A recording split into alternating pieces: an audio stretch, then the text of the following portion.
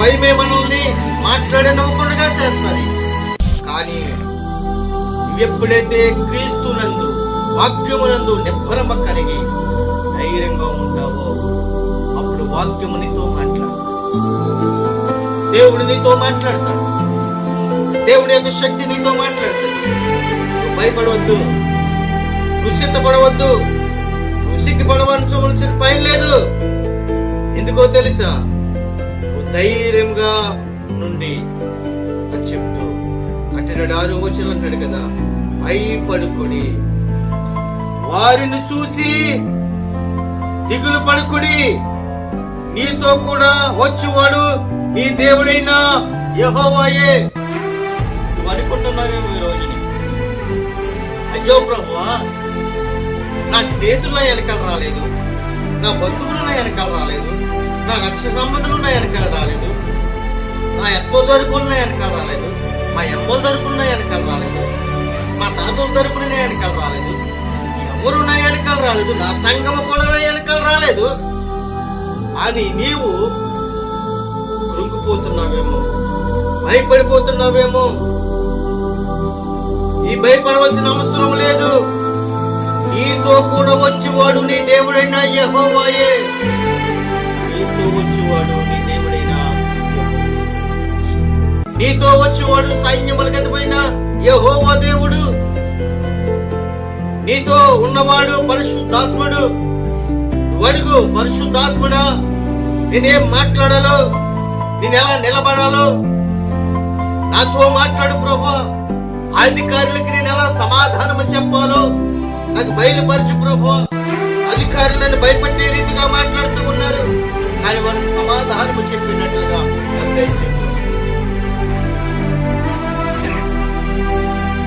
అధికారుల యొక్క హృదయాన్ని మీరు మార్చండి ప్రభు, వారి తలపులు మార్చండి.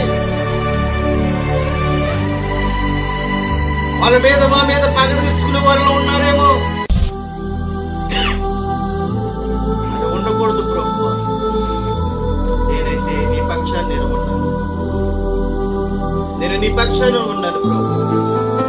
నేను నీ యందు భయభక్తులు కలిగి ఉన్నాను ప్రభు. ఒకప్పుడు పాపంలో జీవించాను, పాపంలో కొట్టుబిట్టలాడిపోయాను, పాపంలో కూరుకుపోయాను.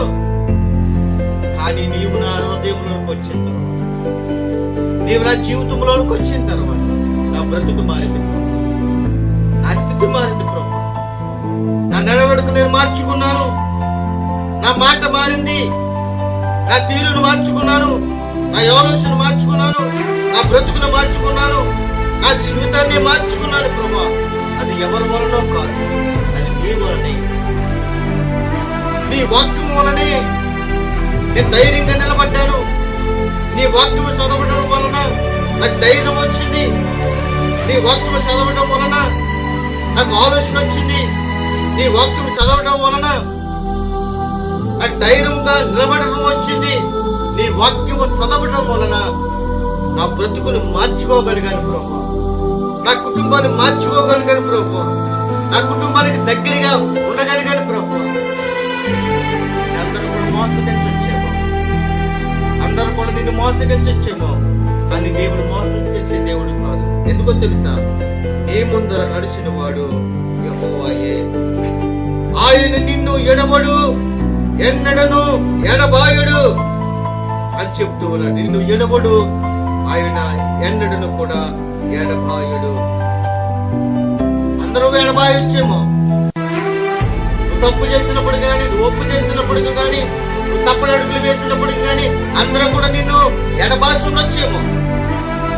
కానీ ఈ తప్పులు సరిదిద్దుకోమని ప్రభు మాట్లాడు, నీ నడవడుకులు మార్చుకోమని ప్రభు మాట్లాడు. అందరూ విడిచిపెట్టిన కానీ నేను ఎడవను ఎడబాయును అని ప్రభు అంటున్నాడు. చూడండి ప్రియమైన దేవుని బిడ్డలారా, ఒక విషయాన్ని ప్రభు మాట్లాడుతున్నాడు కదా, అందరూ వేలెత్తి చూపించొచ్చేమో. నువ్వు తప్పు చేశావు, నువ్వు తప్పు చేశావు, నువ్వు తప్పు చేసావని అందరూ వేలెత్తి చూపించొచ్చేమో.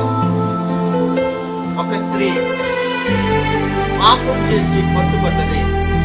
మోషే ధర్మశాస్త్రము ప్రకారము తప్పు చేసిన స్త్రీని రాళ్లతో కుట్టి చంపమని దేవుడి యొక్క ఆజ్ఞ చెలవిస్తే ఆ తప్పు చేసిన స్త్రీని రాళ్ళతో తవ్వుకుంటూ వచ్చినప్పుడు, యేసయ్య దగ్గర కూర్చున్నప్పుడు, పడిపోయినప్పుడు యేసయ్య అంటూ ఉన్నాడు, అమ్మా ఏంటి ఈ విధంగా మీరు ఈమెను కొట్టడానికి వచ్చున్నారు అని అడిగినప్పుడు వారంటూ ఉన్నారు, మోషే ధర్మశాస్త్రము ప్రకారము తప్పు చేసిన స్త్రీని రాళ్ళతో కొట్టి చంపమని ఉంది కదా అని వారంటూ ఉన్నప్పుడు యేసుక్రీస్తు అన్నాడు కదా, మీలో ఎవరు కూడా తప్పు చేయలేదు, మీలో ఎవరు తప్పు చేయలేదో వారు మొదట రాయి వెయ్యండి అని వారిని అన్నప్పుడు, ప్రభువైన యేసుక్రీస్తు నేల మీద వంగి తన వేలుతో రాస్తూ ఉన్నప్పుడు వారందరూ కూడా ఆ రాళ్ళు అక్కడ పడవేసి పారిపోయారు. ప్రభువైన యేసుక్రీస్తు ఆ స్త్రీ దగ్గరికి వెళ్ళి, అమ్మా నేను నిన్ను క్షమించాను, ఎన్నడూ కూడా పాపం చేయకుము. తప్పు చేసిన వారు పారిపోయారు.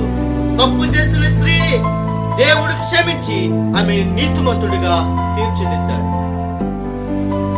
తప్పు చేసిన వ్యక్తులందరూ కూడా రాళ్ళు అక్కడ పడేసి పారిపోయారు. ప్రేమ తెలుగు బిడ్డలారా, ఆ రాళ్ళు అక్కడ పడేయకుండా, ప్రభా మమ్మల్ని క్షమించు, మేము పాపం చేసాం, ద్వేషం చేసాం, ఇవి చంపడానికి మేము వచ్చాం అని వారు అక్కడ ఆ రాళ్ళు పడేసి యేసుక్రీస్తు యొక్క పాదాల దగ్గర వారు పడి ఉంటే దేవుడు క్షమించలేమో, కానీ వారు పారిపోయారు. కానీ ఈ స్త్రీని దేవుడు క్షమించాడు. నిజమే ప్రేమ దేవుడికి పెట్టలేదు. నా ప్రభువైన దేవుడు నిన్ను నన్ను కూడా క్షమించే దేవుడు. ఎన్నడూ కూడా నువ్వు తప్పు చేయకు, పాపం చేయకు, చిరస్థాయిగా దేవుడి యొక్క మాటలు, ఆ యొక్క స్త్రీ మాటలు ఈ గ్రంథంలో రాయబడినట్లుగా మనం చూస్తాం. దేవునికి ధైర్యము కలిగి, నిబ్బరము కలిగి ఉంటావు. ఎప్పుడైతే ధైర్యంగా నిలబడతావో, నిబ్బరము కలిగి ఉంటావో, ఎప్పుడైతే నిలబడి ఉంటావో, అప్పుడు దేవుడు ఏం చేస్తాడు తెలుసా?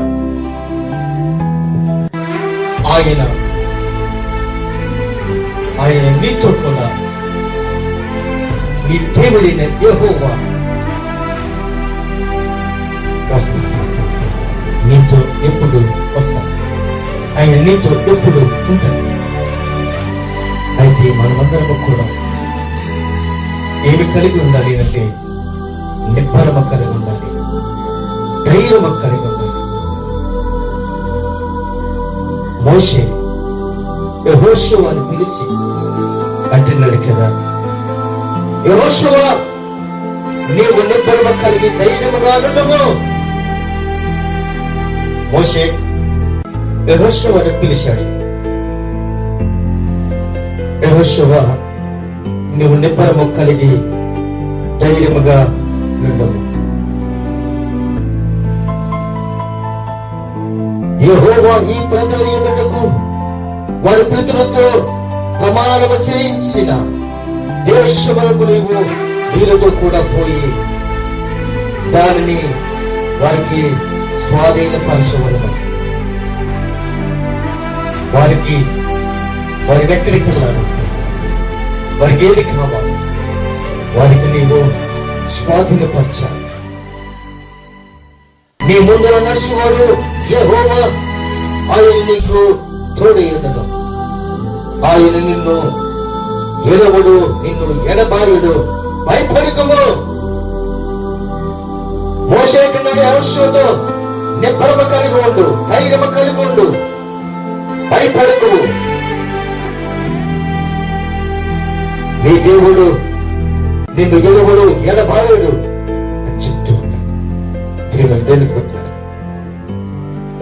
ఇశ్రాయేలీయులుగా ఈ మాటలు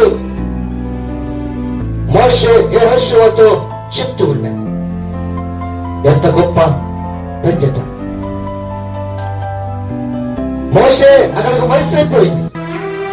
ఇశ్రాయేలు ప్రజల దగ్గర ఐగుప్తు ప్రాంతంలో ఉన్నప్పుడు 40 సంవత్సరాలు ఆ యొక్క తన రాజ్యాధికంలో ఉన్నాడు. అరణ్యంలో తన ఒక నాయకుడిగా నిలబడ్డాడు. తన వయసు దగ్గరికి వచ్చేసింది. ప్రియమైన ప్రియులారా,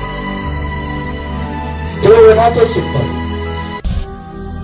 ఈ యోధాన్ని దాకొద్దని చెప్పాడు.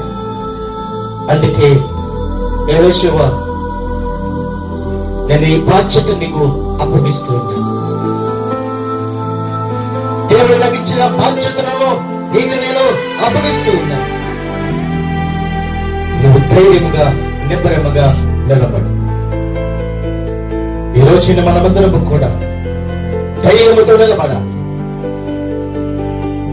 ధైర్యముతో నిలబడాలి, శక్తితో నిలబడాలి, వాక్యముతో మనం నిలబడాలి, ప్రార్థనాపూర్వకంగా మనం నిలబడాలి. నువ్వు ప్రార్థన చేసినప్పుడు, వాక్యం చదివినప్పుడు, పాటలు పాడినప్పుడు, నువ్వు సువార్తను ప్రకటించినప్పుడు దుష్టుడికి ఎదురు పడవచ్చేమో, కానీ దుష్టుడిని సైతము కూడా పారదోలగల సమర్థుడు నా ప్రభువైన యేసుక్రీస్తు. ప్రియమైన దేవుని బిడ్డలారా, మనము ఆయన కాపరిగా ముందు మనకి నడుస్తూ ఉన్నాడు. ఇశ్రాయేలు ప్రజలకి మోషేకు కాపరిగా ఉన్నాడు, ఒక నాయకుడిగా ఉన్నాడు. 6 లక్షల కాలబలాన్ని నడిపించాడు, తన యొక్క జీవితాన్ని నడిపించుకుంటూ వచ్చాడు. అయితే ఆయన అంటున్నాడు, మరి ఒక మాట అంటున్నాడు కదా, ఆయన కాపరి అయి ఉన్నాడు. ఆయన శాంతి కర్మల యొద్దకు మనల్ని నడిపిస్తూ ఉన్నాడు. ఆయన నూనెతో మన తలని అంటుతూ ఉన్నాడు. గొర్రెల కాపరి, మంచి కాపరి, తన గొర్రెల కొరకు ప్రాణం పెట్టగలగా సమర్థుడు ప్రభువైన దేవుడు. చీతగాడు, ఒక కాపరి చీతగాడు అయితే ఆ గొర్రెలను విడిచిపెట్టి పారిపోవచ్చు.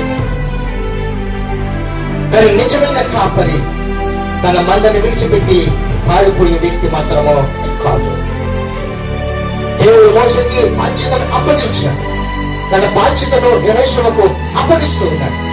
ఇప్పుడు నీకు నాకు కూడా ఆ బాధ్యతని అప్పగిస్తున్నాడు. సంఘమని ఆ సంఘాన్ని నువ్వు నడిపించే నాయకుడిగా చేస్తూ ఉన్నావు.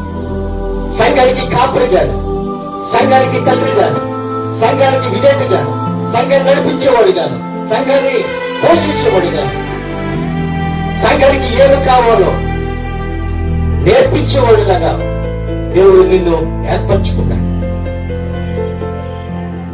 దావీదును దేవుడు ఒక కాపరిగా ఎంచుకున్నాడు. దావీదును దేవుడు ఏర్పరచుకున్నాడు. దావీదు ప్రతిరోజు కూడా తన మందను మేపుకుంటూ గణపతి గానాలతో దేవుణ్ణి ఆరాధించాడు. అందుకే దేవుడు దావీదును అభిషేకించాడు, రాజుగా చేసుకున్నాడు.